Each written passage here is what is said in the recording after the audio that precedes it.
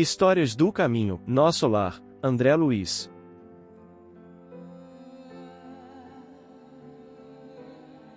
Deus de infinita bondade, justiça e misericórdia, nos concede a presença de benfeitores que muito fazem para nos auxiliar a evoluir e assim ascender a lugares que somente o verdadeiro amor pode nos levar. Venho, como outrora aos transviados filhos de Israel, trazer-vos a verdade e dissipar as trevas. E escutai-me.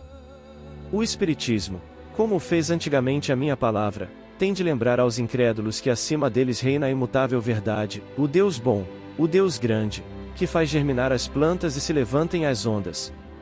Assim narrou o venerando mensageiro da paz, Divaldo Pereira Franco. Na obra grandiosa do espírito André Luiz, Nosso Lar, narrando-nos dessas experiências da vida fora do corpo físico. Nós que estávamos acostumados a pensar ser o campo material, o campo real, e esse amigo espiritual André Luiz, médico sanitarista que viveu no Rio de Janeiro, e que depois da desencarnação mantém contatos psíquicos com um jovem médium de Pedro Leopoldo, que dialoga com ele, e um dia o médium lhe pergunta qual é o nome do senhor. Tão fascinado estava com a presença desse espírito nobre. Dormia então o venerando apóstolo do amor e da mediunidade Francisco Cândido Xavier, ao lado de um de seus irmãos no mesmo quarto. No momento deste colóquio, seu irmão por parte de pai estava dormindo, e o nobre espírito que deseja o anonimato olhou para o irmão de Chico dormindo e respondeu-lhe: "Chamo-me André Luiz, o nome de seu irmão." E a partir daí nós vamos conhecer esse espírito admirável, que nos traz a revelação da vida além do véu, e tira a sombra do país de lá, para que nós passemos a nos preparar para a grande viagem de volta. Para que logremos realizar a fusão entre o ego no self, e mantenhamos a nossa individualidade de espírito imortal, assinalado pelas bênçãos de Deus. Então surge essa obra especial, Nosso Lar. A obra é recebida com certa frieza, porque ainda não se tinha uma revelação desse quilate que a obra nos narrava, através desse repórter extraordinário que se fez o eminente médico.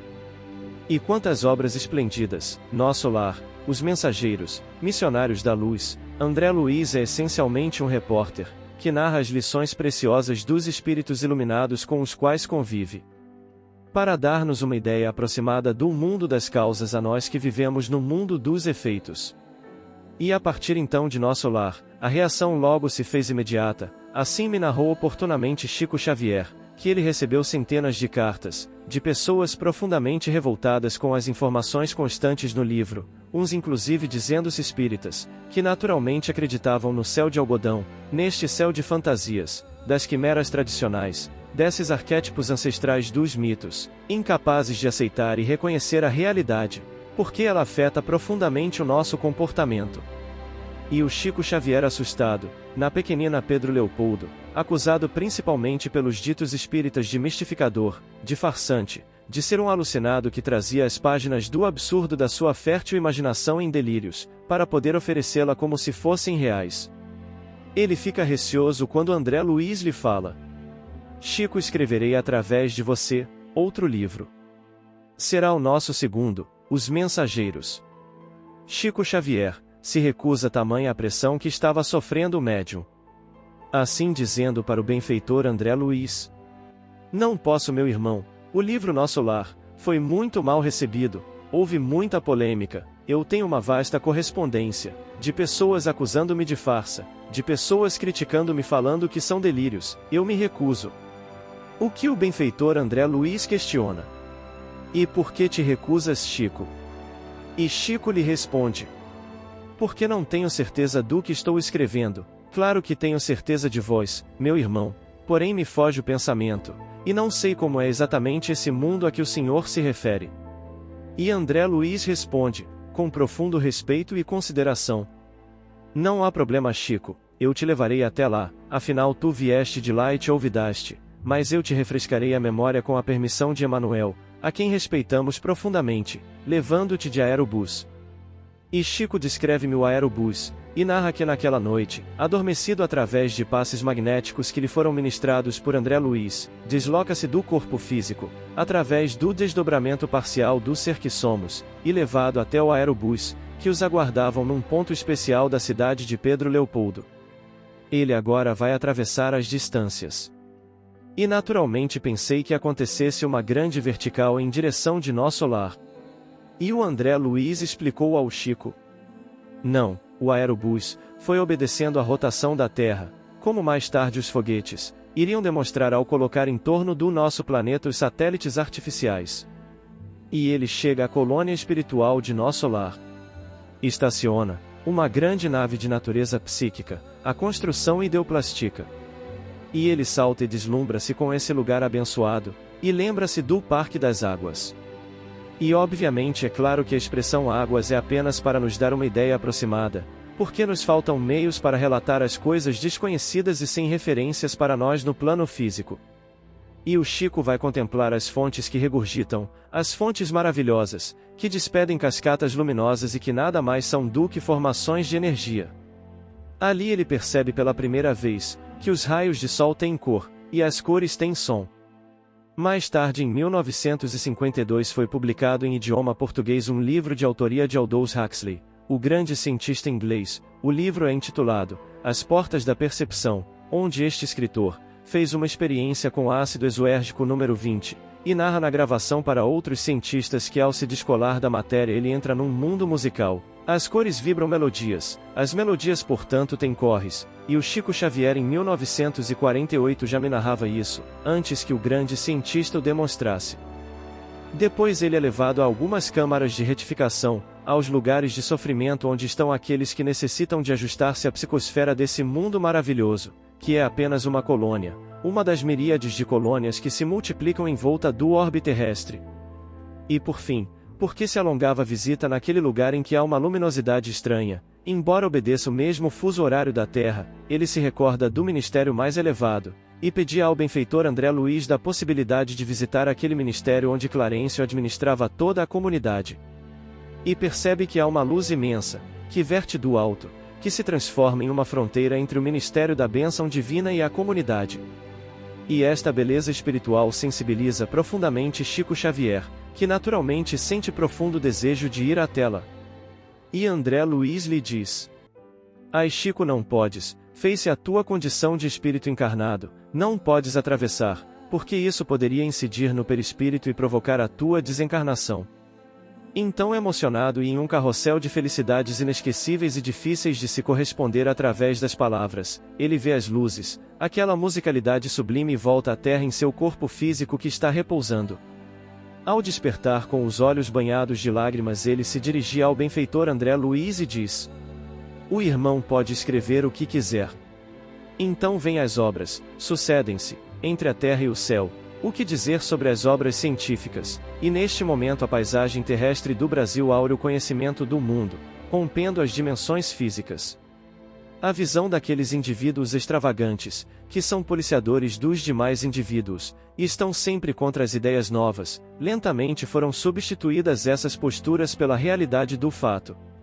Não havia nenhum pássaro branco que pudesse demonstrar que os corvos não são negros. O fato e a obra começa a ser vendida, chega a 2 milhões de exemplares, quando então no centenário da sua vida grandiosa e apostolar surge essa obra-prima cinematográfica com o mesmo nome, Nosso Lar. E logo depois de apresentar ao público brasileiro e internacional, porque o filme já foi passado por exemplo no Congresso em Valência, no Congresso Mundial e em alguns outros lugares, sendo mais de 2 milhões de pessoas tomaram conhecimento da vida no plano espiritual. Para vender 2 milhões de exemplares do livro foram necessários quase 60 anos, e em 15 dias 2 milhões de seres viveram nosso lar, estiveram em nosso lar, passaram pelas câmaras de retificação, naturalmente. Assustaram-se aqueles que tinham a consciência comprometida e perturbada, e calcularam se lá chegariam naquelas condições, e refletidamente não consideraram que há regiões de maior sofrimento que aquelas câmaras, mas e aqueles outros que vivenciaram os movimentos inolvidáveis da senhora Laura, de Lísias, desse notável médico que vive as experiências da dor para poder então desdobrar a misericórdia divina, no próprio modus vivendi, no modus operandi, e nós passamos a entender a vida espiritual de uma maneira fascinante e simples, que afinal não poderia ser diferente. E assim envolvido pelo amor divino, o venerando apóstolo do amor e da mediunidade Francisco Cândido Xavier dividiu com o mundo físico obra após obra, esses verdadeiros tesouros do abnegado espírito André Luiz, que dignamente narrou sua vida quando encarnado, suas experiências no plano espiritual, onde corajosamente por amor à humanidade abriu mão de seu pudor para através de seus relatos tentar evitar a dor dos reencarnados pela mudança de atitudes, conscientizando os seres através da divulgação das leis de ação e reação. E trouxe a conhecimento da humanidade as obras Nosso Lar, em 1944. Os Mensageiros, em 1944. Missionários da Luz, em 1945. Obreiros da Vida Eterna, em 1946. No Mundo Maior, em 1947. Libertação, em 1949. Entre a Terra e o Céu, em 1954. Nos Domínios da Mediunidade, em 1954. Ação e Reação, em 1957. Evolução em Dois Mundos, em 1958. Mecanismos da Mediunidade, em 1960. Sexo e Destino, em 1965. E a Vida Continua, em 1968. Uma coleção que representam para os adeptos do Espiritismo uma constelação que brilha e traz a luz ao conhecimento, para bem viver. Apostilas da Vida. Leitor amigo. Logo se viu conscientizado na vida espiritual, André Luiz, nosso amigo nas lides da evolução, em escrevendo para a Terra, foi procurado por toda uma pleiade de espíritos, sequiosos de conhecimento superior, já que se encontravam em preparação para novo estágio na vida física. E para nós outros, os seus companheiros, sempre foi grande satisfação, anotar-lhe as preleções, dedicadas aos candidatos à reencarnação, muitos deles hoje corporificados no mundo, entendendo-se que André Luiz, desde 1945, tanto quanto possível, se consagra aos diálogos com os amigos, a caminho do renascimento. Cercado de aprendizes, falando ao ar livre dos parques ou dos campos, sempre nos fez lembrar os professores, quando se rodeiam de alunos ávidos de luz para a vida interior. Dessas aulas por ele ministradas, taquigrafamos muitas das quais retiramos algumas para oferecer-te este livro pleno de atualidade para o nosso próprio caminho. Por serem aulas da compreensão e da bondade de um amigo, com a permissão dele mesmo, intitulamos este livro por Apostilas da Vida. Que estas páginas simples e humanas, tanto quanto a própria vida, possam ser abençoadas por Jesus, induzindo-te a sentir a felicidade que nos envolve, e que Ele, o Divino Mestre, consiga inspirar-nos e auxiliar-nos na senda a percorrer, em demanda de nossas realizações maiores, são os nossos votos, formulados com todas as nossas forças do coração. Emanuel. Uberaba, 27 de outubro de 1986. Brilhe vossa luz. Corre, incessantemente, o caudaloso rio da vida. Iniciam-se viagens longas, embarca-se e desembarca-se, entre esperanças renovadas e prantos de despedida. Viajores partem, viajores tornam. Como é difícil atingir o porto de renovação! Quase sempre, a imprevidência e a inquietude precipitam-se nas profundezas sombrias. Para vencer a jornada laboriosa, é preciso aprender com alguém que foi o caminho, a verdade e a vida. Ele não era conquistador e fundou o maior de todos os domínios, não era geógrafo e descortinou os sublimes continentes da imortalidade, não era legislador e iluminou os códigos do mundo, não era filósofo e resolveu os enigmas da alma, não era juiz e ensinou a justiça com misericórdia, não era teólogo e revelou a fé viva, não era sacerdote e fez o sermão inesquecível, não era diplomata e trouxe a fórmula da paz, não era médico e limpou leprosos, restaurou a visão dos cegos e levantou paralíticos. Do corpo e do espírito, não era cirurgião e extirpou a chaga da animalidade primitiva, não era sociólogo e estabeleceu a solidariedade humana, não era cientista e foi o sábio dos sábios, não era escritor e deixou ao planeta o maior dos livros, não era advogado e defendeu a causa da humanidade inteira, não era engenheiro e traçou caminhos imperecíveis, não era economista e ensinou a distribuição dos bens da vida a cada um por suas obras, não era guerreiro e continua conquistando as almas há quase 20 séculos, não era químico e transformou a lama das paixões em ouro da espiritualidade superior, não era físico e edificou o equilíbrio da terra, não era astrônomo e desvendou os mundos novos da imensidade, enriquecendo de luz o porvir humano, não era escultor e modelou corações, convertendo-os em poemas vivos de bondade e esperança. Ele foi o mestre, o Salvador, o companheiro, o amigo certo, humilde na manjedoura, devotado no amor aos infelizes, sublime em todas as lições, forte, otimista e fiel ao Supremo Senhor até a cruz. Bem-aventurados os seus discípulos sinceros, que se transformam em servidores do mundo por amor ao seu amor.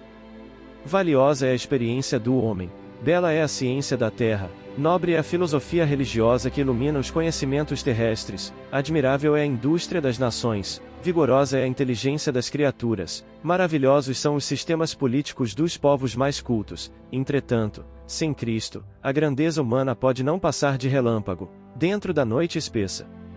Brilhe a vossa luz, disse o Mestre inesquecível. Acenda a cada aprendiz do Evangelho a lâmpada do coração. Não importa seja essa lâmpada pequenina. A humilde chama da vela distante é irmã da claridade radiosa da estrela. É indispensável, porém, que toda a luz do Senhor permaneça brilhando em nossa jornada sobre abismos, até a vitória final no porto da grande libertação. André Luiz. Comentários finais. Com o máximo respeito e admiração observamos as narrativas desse inolvidável benfeitor que, trabalhando pela obra do Cristo, dá o exemplo mantendo seu nome no anonimato, pois de fato o que importa é a mensagem de nosso Senhor Jesus Cristo chegar a todos os corações e de fato fazer que germinem as sementes. André Luiz deu à humanidade uma inestimável contribuição ao lado de Emmanuel e tantos outros espíritos benfeitores, trazendo à baila suas experiências, deixando de lado qualquer vaidade e narrando com franqueza para que pudéssemos todos mudar os rumos de nossas vidas para a luz e assim um dia modificados com resignação em cumprir o que nos cabe no projeto de cada reencarnação, seguirmos o caminho, a verdade e a vida. Vem Archote de luz, vem Jesus, viva Jesus! Nascer, morrer, renascer ainda e progredir sempre, tal é a lei. Base bibliográfica. O Evangelho segundo o Espiritismo, Allan Kardec, capítulo 6, O Cristo Consolador, item 5. Palestra Nosso Lar e o Mundo Espiritual, pelo venerando apóstolo e mensageiro da paz Divaldo Pereira Franco, em Brasília, Distrito Federal, em novembro do ano de 2010. Apostilas da Vida, Espírito André Luiz, Prefácio Espírito Emmanuel, Médium Francisco Cândido Xavier, Prefácio. Apostilas da Vida, Espírito André Luiz, Médium Francisco Cândido Xavier, capítulo 01, Brilha a vossa luz.